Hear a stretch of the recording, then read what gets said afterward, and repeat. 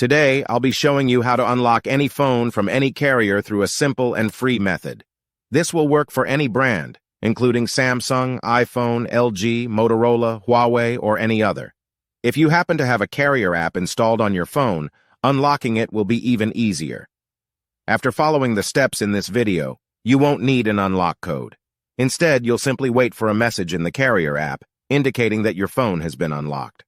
For iPhone users, just connect your device to Wi-Fi, and the unlock should activate. Before we begin, I'd like to mention a small disclaimer. The tool I'm about to show you is 100% legal, safe, and free. This tool will also help you get your phone unlocked, regardless of whether it's currently under an active contract with your service provider. By the way, please be very careful with the spam comments left on this video. They are all from bots representing people who offer this service for a fee. We might be affecting their business since I'm showing you a free method to unlock your phone from carriers. Follow my exact steps from this video, and after that, you will have a phone that will work with any SIM card from any carrier in the world. With that said, let's start.